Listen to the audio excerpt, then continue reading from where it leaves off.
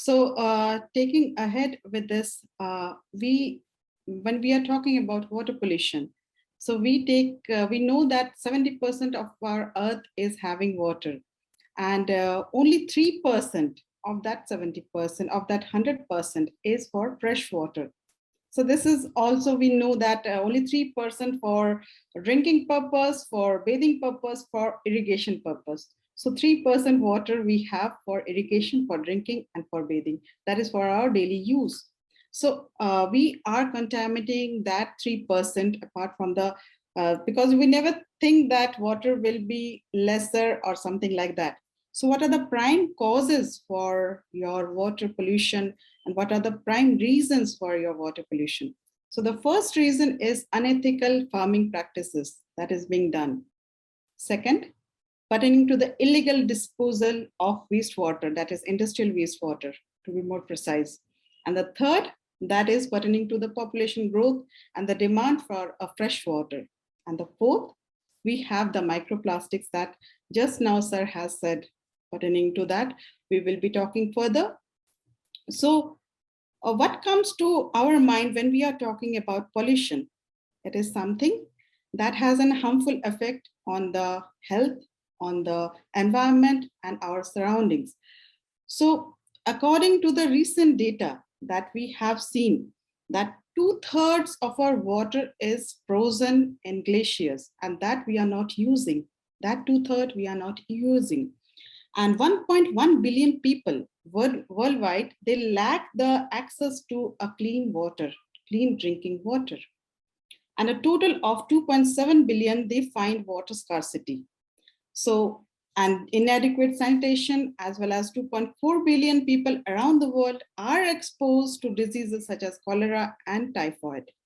So in the recent study, we have seen that 2 million people, mostly children, died each year due to your diarrheal diseases alone. So this data, it is really something that we should be concerned about. And since we are using water invariably for everything, we are using even the wastewater that we are disposing of. To clear that wastewater, we need a fresh water. So according to the recent data, that is, we have seen that the thick foamy layer of Panchganga River near Rajaram Barrage has sparked a concern for the people of Kolhapur district.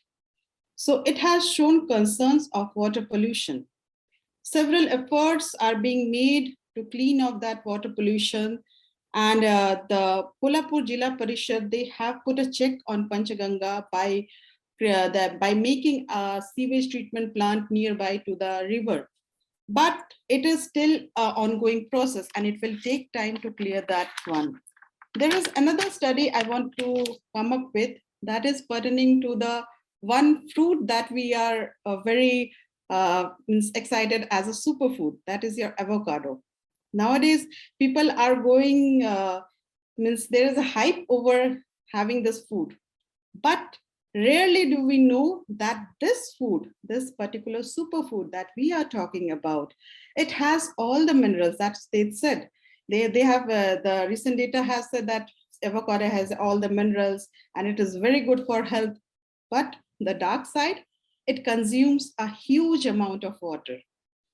Avocado farming is a water intensive activity. In some parts of the world, particularly in Chile, the Pretoria province is facing problems because it requires 320 liters per avocado. That is 64 times more than a simple tomato vegetation that is being grown.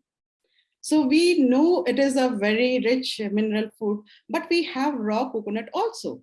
And the raw coconut has your potassium, it has coconut, it has zinc, it has iron, it has magnesium. Apart from that, it has fiber, which is an important for this thing that is for our gut microbiome. So avocado is not having that fiber. So instead of avocado, I will suggest people to go for this raw coconut instead of this. So in California, the farmers face problems because the marketing, the showcasing of avocado as a superfood does not show the dark side of that irrigation of that particular food. Because in California, the avocado tree requires 20 gallons of water during irrigation season. Irrigation season means the season when the farmers have a controlled amounts of water for their irrigation purpose. So that is a default that we have. And nowadays people are not aware that many of the countries nowadays, in India also, in many of the underdeveloped countries, they are going for making this superfood into farming practices. And invariably, by 2050, California is, it is said that it will be having your water problems, because already so much water has been consumed by this illegal practice of your farming. So apart from that, I will be talking about the recent study of IIT Madras, who has done the study over the Kaveri River. So there in this river, there are lots of your pharmaceutical residual products as well as your personal care products. They are being disposed of. And along with that, there are minuscule particles of plastics that is also being disposed of. So disposed of, even after treatment, it is coming in the water. So their percentage is very higher. Earlier, there was a study of Patincheru in Hyderabad. They are finding that ciprofloxacin level, that is antibiotic that is used for, that is the very higher grade antibiotic that is being used. It is found in the river at 36 milligram per liter. According to the your food, according to our this thing means disposal standards, it should be 0.01 microgram per liter of disposal, and there we are disposing 39 milligram per liter. So that is huge amount, and the people who are staying in that area, in that locality, they are facing all the consequences, all the problems, all the health diseases that they are having. The child that is born out there in that area, they are facing a lot of problems. So a Swedish scientist came and he just tested this water, just a surface water, and they found that this much amount of higher level of your antibiotic is still there in the water. Not just ciprofloxacin, it is also norfloxacin, moxifloxacin, all the antibiotics that is there.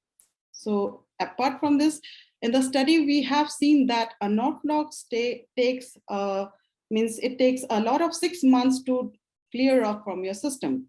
So when we are prescribing this antibiotics, nowadays doctors are going for probiotics also. They are prescribing probiotics to help the gut microbiome to dispose of this, to clear off or dispose of this antibiotic from our system. So apart from that, there are so many reasons for this water pollution. And one reason is your microplastics that just now sir has discussed about it. So there is a lake in Mongolia. It is an underdeveloped country.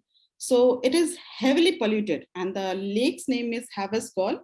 And it is a highly polluted lake, and this lake is very small compared to Lake Superior of North America, but the pollution level is much, much, much higher. And this pollution, it has occurred due to the microplastic that is coming. And invariably, this microplastics, they will be coming out in our food chain also, and it will be harming the next generation. They will be facing lots of problems, not just in microplastics, but all the residual things that we are disposing of in the rivers. So invariably the fish will be having, it will be coming to the human food chain. Every species will be affected by this process. So the current consumption rates that is pertaining to your microplastics that is there. So it would fill 2.7 billion refuse, that is collection trucks, which would wrap the planet around 800 times if the place, if it is taken from place one end to other end. So that much amount of microplastic is being dumped off in our river. And along with that, the microplastic is also leaking, and the leaking microplastic does two significant things. First, we use wastewater in many cases to fertilize and water our fields. This practice is being done by the industrial wastewater treatment plants. They are disposing of the wastewater into the agricultural lands. And we are spreading the microplastic onto the dried lands. So if not released into the agriculture system, the microplastics are being released through the wastewater into our rivers, our ponds, and also the oceans. So invariably, it will be coming into our system, and we will be having the diseases that can't be treated by the antibiotics that is already prevalent in our system. Because if you say that ciprofloxacin or the norfloxacin or the moxifloxacin and the next generation of antibiotics that is coming up, because these antibiotics is already present in our body because of the biomagnification that we are having. So it is a concern for us, for our future generation, that we need to control this pollution either, and also we need to curb these problems also in the near future. So hope this sessions help us to know further about the pollution that we are facing. Thank you, everyone.